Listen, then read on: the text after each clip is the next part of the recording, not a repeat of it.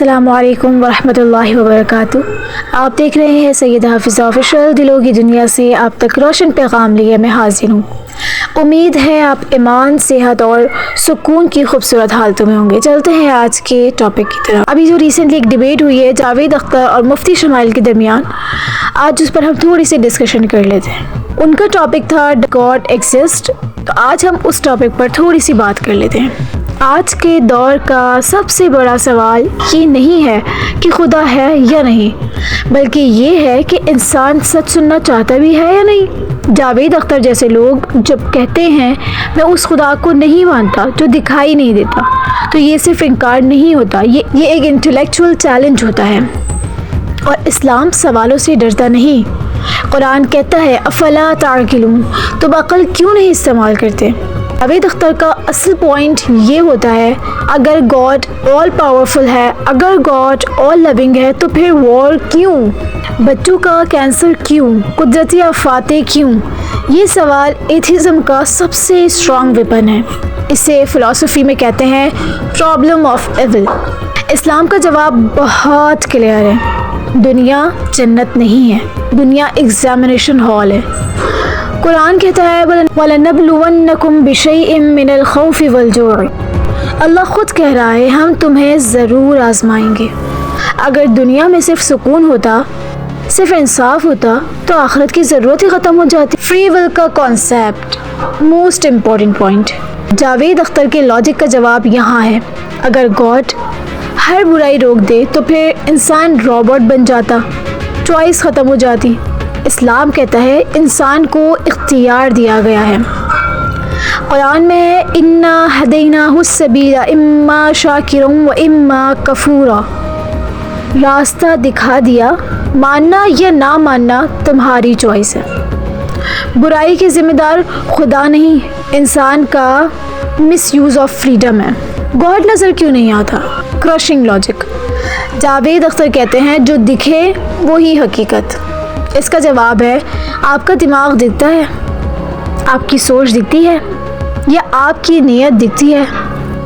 نہیں، لیکن اثر اس کا ریئل ہوتا ہے۔ اسلام کہتا ہے خدا کو آنکھ نہیں، عقل اور فطرت پہچانتی ہے۔ قرآن شریف میں اللہ تعالیٰ فرما رہے ہیں لا تدرکہ الابصار وہو یدرک الابصار وہو اللطیف الخبیر۔ آنکھیں اسے پا نہیں سکتی اور وہ سب آنکھوں کو پا لیتا ہے، اور وہی باریک بین باخبر ہے۔ اس کی وضاحت بھی سن لیجئے۔ اس آیت سے واضح ہوتا ہے کہ اللہ تعالیٰ مخلوق جیسا نہیں۔ دنیا کی آنکھیں اللہ کو احاطے میں نہیں لے سکتی، مگر اللہ ہر چیز کو دیکھنے والا ہے۔ محدود چیز لامحدود کو مکمل طور پر نہیں دیکھ سکتی۔ انسان کی نظر محدود ہے، جبکہ اللہ لامحدود ہے۔ Scientific orders versus accident theory.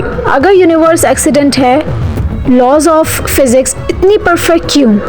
ارتھ کا ڈسٹینس تھوڑا سا بھی چینج ہو جائے، لائف ختم۔ پروبیبلٹی 1 in trillions، یہ کہتے ہیں سب کچھ چانس سے ہوتا ہے۔ قرآن میں اللہ تعالیٰ فرما رہے ہیں ما خلقناہما الا بالحق، ہم نے ان دونوں کو حق کے ساتھ ہی پیدا کیا ہے۔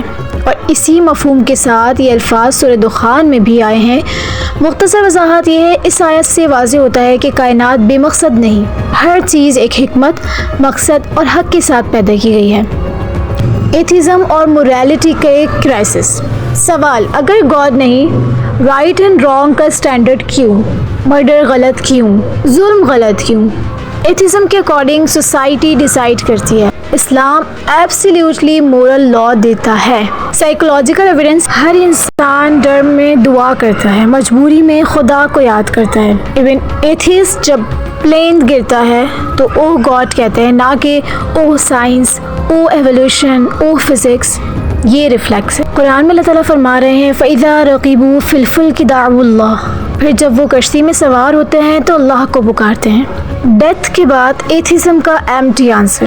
جاوید اختر کہتے ہیں مر کے ختم۔ اسلام پوچھتا ہے پھر انصاف کہاں؟ پھر قربانی کا فائدہ کیا؟ مظلوم اور ظالم کا انجام سیم؟